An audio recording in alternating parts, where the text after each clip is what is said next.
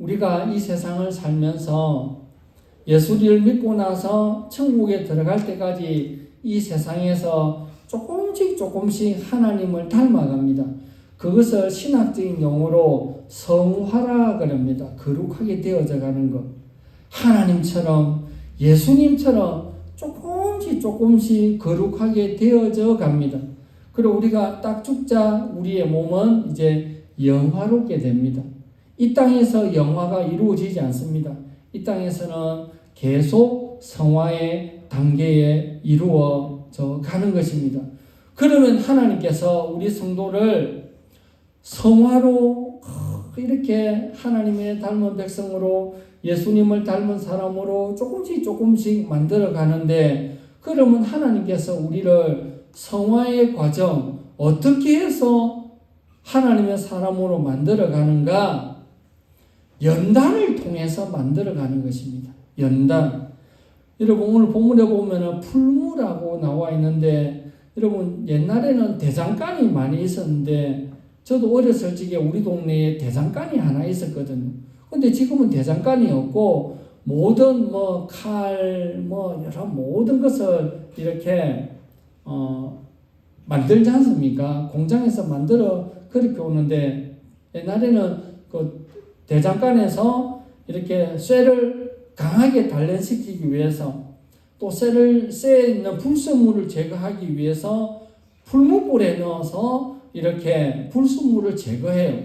풀무불에 탁 쇠가 벌겋게 되면 또 꺼내가지고 탕탕하고, 또 한참 넣었다가 또 벌겋게 되면 또 탕탕하고, 이 풀무불이라 그러는데, 마치 우리 성도를 하나님의 자녀로 하나님의 사람으로 만들어 가기 위해서 하나님은 우리를 풀무불에 넣는다는 겁니다.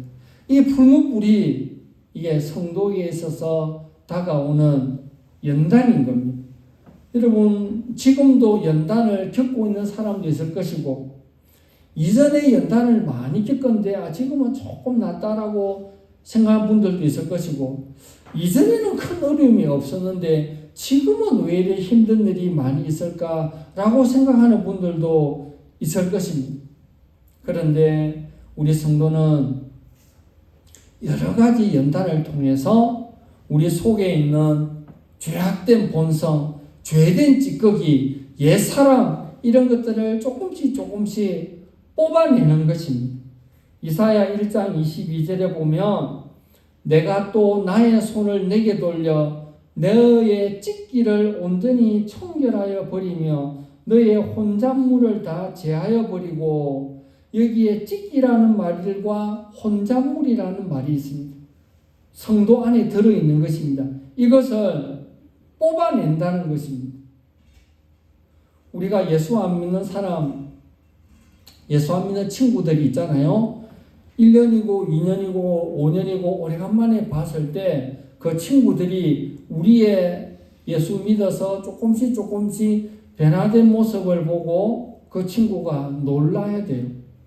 놀라지 않고, 너는 10년 전이나 20년 전이나 늘 그렇게 한결같노, 변함없노, 이렇게 말하면 그게 성도에 있어서 칭찬이 아닙니다. 한결같다, 변함없다, 이 말도 좋은 말이잖아요. 그런데 조금씩 더 나아져야 됩니다. 예수님처럼, 하나님처럼 조금씩 나아가야 됩니다. 그래서 하나님께서, 여러분 천국이 얼마나 놀라운 곳입니까? 죄된 모습으로 천국에 가면 우리가 적응이 안 돼요. 세트민들이나 탈북민들이나 동남아, 캄보디아, 베트남에서 우리나라에 또 시집 오고 일하러 온 근로자들이 있잖아요. 처음 오면은 적응이 안 돼요. 근데 5년, 10년 있다 보면 우리말도 잘하고 또 얼굴도 좀 까맨 사람이 또 얼굴은 조금 더 하얘지고 좀 적응되어 가는 게 있잖아요. 우리도 예수 믿으면서 우리가 적응이 되어져야 되는 것입니다. 하나님께서 각자 필요에 맞게끔 하나님께서 그 사람에게 풀무로 연단을 시키는데, 우리 속에서 죄된 거 다 뽑아내기 위해서 연단을 시키는데, 각자 연단시키는 방법이 조금씩 다릅니다. 전체로 묶어서 연단이라 하는데 어떤 사람은 질병으로 연단을 겪는 사람이 있고 어떤 사람은 돈이 없어서 연단을 겪는 사람이 있고 어떤 사람은 돈도 있고 건강한데 또 어떤 사람은 인간관계 때문에 내가 저 사람 때문에 못 살겠다는 인간관계 때문에 내가 연단을 겪는 그런 경우도 있습니다. 각자가 다 다릅니다. 하나님께서 그 사람에게 딱 필요한 방법으로 연단을 시킵니다. 그래서 나보다 나를 더 잘 아시는 하나님께서 그 사람에게 맞는 연단을 다 시킨다라는 것을 우리가 꼭 기억을 해야 됩니다. 그래서 우리에게 오는 여러 가지 연단, 고난, 핍박, 시험 이런 것들이 있을 때 이상하게 생각하지 말고 당연한 것으로 생각을 해야 됩니다. 베드로전서 4장 12절에 보면 사랑하는 자들아 너희를 시험하려고 오는 불시험을 이상한 일을 당하는 것 같이 여기지 말고 오직 너희가 그리스도의 고난에 참여하는 것으로 즐거워하라. 이는 그의 영광을 나타내실 때에 너희로 즐거워하고 기뻐하게 하려 함이라. 요한복음 16장 33절에도 세상에서는 너희가 환난을 당하나 담대하라 내가 세상을 이겼노라 이렇게 말씀하고 있습니다. 그래서 이상하네 라고 생각되어지는 것들이 우리에게 있습니다. 그럴 때에 이것을 이상하네 라고 생각하지 말고 당연하네 라고 말해야 됩니다. 성경 보면은 연단을 겪은 사람들 이야기를 조금 소개를 하겠습니다. 여러분 모세가 있습니다. 모세는 그가 총 그의 수명이 120세인데 태어나면서부터 40살까지는 애국 궁궐에 살았습니다. 그런데 하루는 애국 사람이 히브리 사람을 핍박하는 것을 보고 자기가 애국 사람을 죽이고 모래에 묻어버렸습니다. 누군가 그것을 알아챘습니다. 왕궁에서 도저히 있을 수 없어서 미디안 광야로 도망을 가게 되었습니다. 무려 40년간 도망을 갔습니다. 그리고 하나님께서 떨기나무 호렙산에서 하루는 양을 치는데 보니까 나무에 불이 붙었는데 불이 나면은 나무가 사그라들어야 되는데 불이 났는데 나무는 그대로 있는데 불이 난 거예요. 이상하다 저게 뭘까? 가까이 가니까 하나님께서 그를 부르십니다. 모세야 모세야 내가 선 곳은 거룩한 땅이니 신을 벗어라. 누구십니까? 라고 깜짝 놀랐습니다. 하나님을 만났습니다. 그리고 너를 애굽으로 보낼 테니까 애굽으로 가라고. 그가 80살이 되었습니다. 모세는 생각했을 것입니다. 아니 내가 젊고 싱싱할 때 젊었을 때 하나님 나를 부르지 않고 이제 할아버지가 되어서 서 있는 것조차도 힘든 80세의 나를 부르냐고. 하나님은 모세가 힘이 빠지기를 기다렸던 것입니다. 내가 내 힘으로 내가 이것을 한번 해볼란다고 할 때는 하나님은 그 사람에게 힘이 빠질 때까지 좀 더 기다리는 것 같습니다. 내 스스로 하나님 내 이제 못하겠다고 나 진짜 못하겠다고 나 진짜 죽겠다고 나 진짜 못하겠다고 그렇게 말하는 순간 하나님의 능력이 그 사람을 붙드는 것입니다. 이게 하나님의 원리입니다. 내가 한번 해봐야지 내가 뭐 되겠다 내가 뭐 하겠다라고 하는 순간에는 하나님은 조금 더 떨어져 있습니다. 힘을 빼기를 기다리는 것입니다.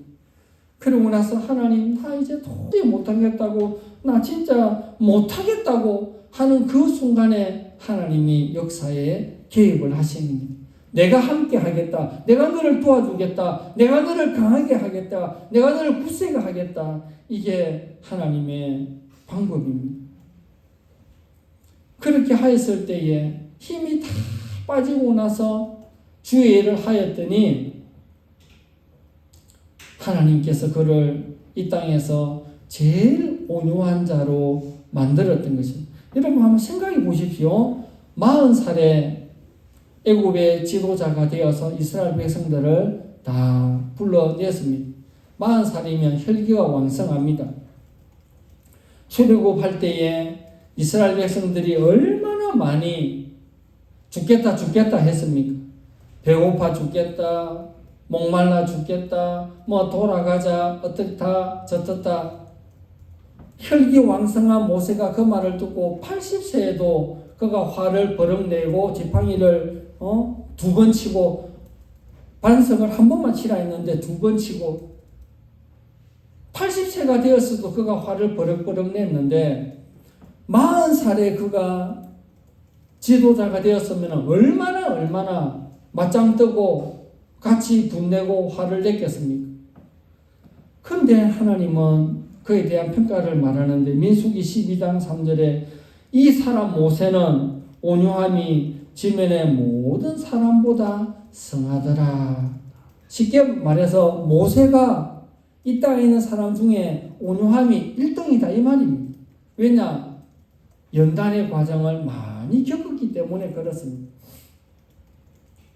여러분들도 더 연단의 과정을 겪으면 겪을수록 여러분들의 속사람이 더 온유한 자로 만들어 주는 것입니다.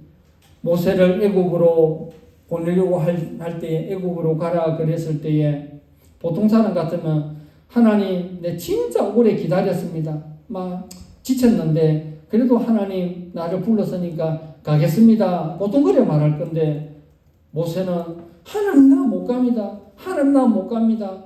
40년 지나면서는 애국 말도 다 까먹었고 하나님 나 못 갑니다. 나 못합니다. 자꾸 그랬습니다. 그때에 말 잘하는 내 형이 있지 않느냐. 내 형과 같이 가라라고 그랬습니다.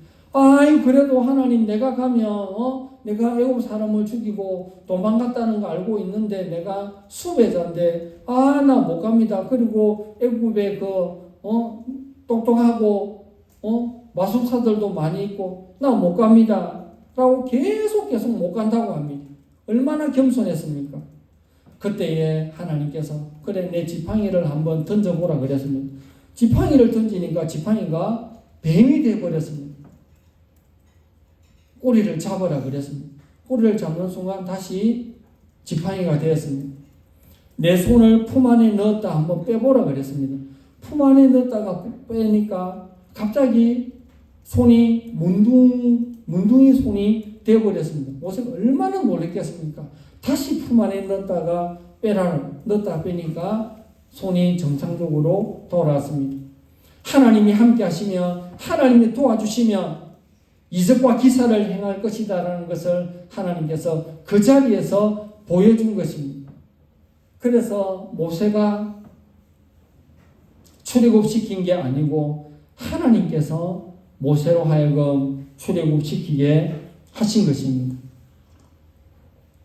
그리고 그가 40년 출애굽 다 여정을 끝마칠 때에 여호수아를 후계자로 세울 때에 여호수아의 이름이 원래 이름은 호세아였습니다. 호세아, 구원하다 이 말입니다.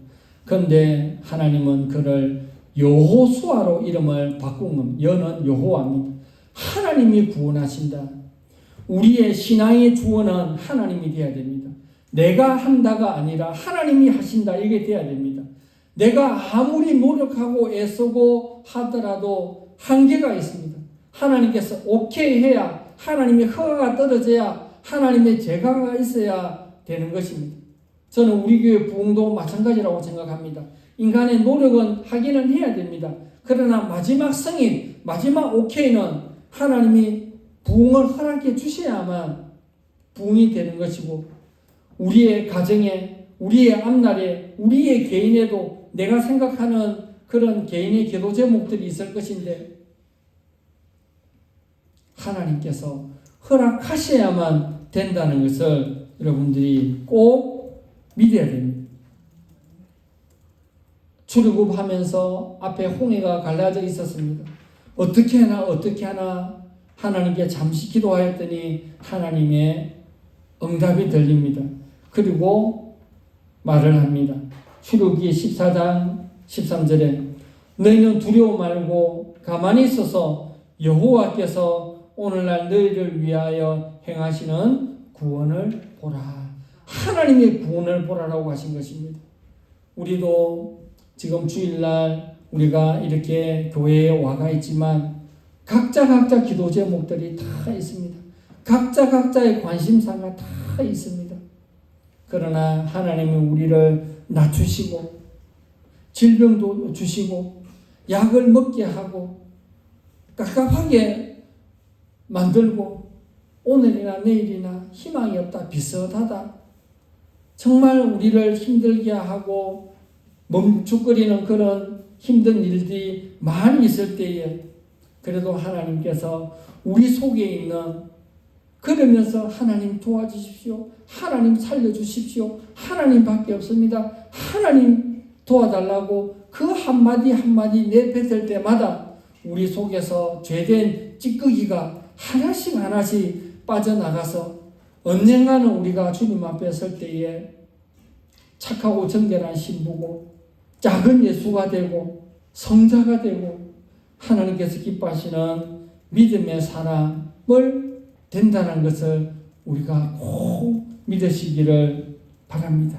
여러분, 우리에 있어서 광야 학교는 어디입니까?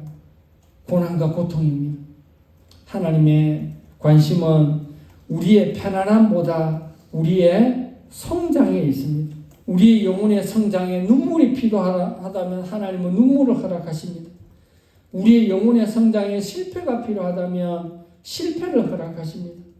우리의 영혼의 성장에 고통이 필요하다면 고통을 주십니다. 우리의 영혼의 성장에 질병이 필요하다면 질병도 주십니다. 우리 영혼의 성장에 절망이 필요하다면 절망도 주십니다. 고난은 결코 우리를 망하게 하지는 않습니다. 우리 속에 버려야 할 것이 있기 때문에 우리를 풀무불에 넣는 것입니다. 위대한 하나님의 사람들은 다 광야 학교를 졸업한 사람들이, 초등학교 6년 과정입니다. 여러분은 지금 몇 학년입니까? 6년 있으면 졸업한다 칩시다. 5학년이면 1년만 더 참으면 됩니다. 3학년이면 3년만 더 기다리면 됩니다. 여러분, 아담은 태어날 때 아기로 태어나지 않고 성인으로 만들었습니다. 그래서 아담은 성인입니다. 아담은 크는 과정이 없었습니다. 성장의 과정이 없었습니다. 그래서 실패하고 넘어졌습니다. 선악과를 따먹어버렸습니다. 제2의 아담이라고 말하는 예수님은 아담보다도 더 완벽한데 예수님은 성인으로 이 땅에 왔습니까? 어린 아기로 이 땅에 왔습니다. 아기로 왔습니다. 그러면서 유아기 과정, 소년기 과정, 청년기 과정을 그렇게 정상적으로 다 겪어왔습니다. 성장의 과정이 있었습니다. 그래서 예수님은 실패를 하지 않았던 것입니다. 우리도 서서히 하나님 앞에 설 때에 더 거룩한 자로 세워져야 됩니다. 실패한 왕, 이스라엘의 첫 번째 왕, 실패한 왕이 사울 왕인데 사울 왕은 어느 날 갑자기 왕이 되어버렸습니다. 준비가 없이 왕이 되어버렸습니다. 그에 반해 두 번째 왕 다윗 왕은 기름 부음을 받고 십몇 년 동안 도망자 생활을 했습니다. 철저하게 준비의 기간, 숙성의 기간 천천히 그렇게 고난의 세월을 겪었던 것입니다. 여러분, 우리도 고난의 과정이 있을 것입니다. 여러분이 생각할 때에 죽겠다 하는 그런 고난의 과정을 지나는 분들도 있을 것입니다. 하나님께 영광 돌리고 우리도 다 연단의 과정, 고난의 과정을 겪고 나서 내가 생각할 때 더 좋은 믿음의 사람으로 만들어가는 하나님의 그 풀무불 광야 학교라는 것을 기억하시고 이 광야 학교를 우리 모두가 다 무사히 다 졸업하기를 주님의 이름으로 축원합니다.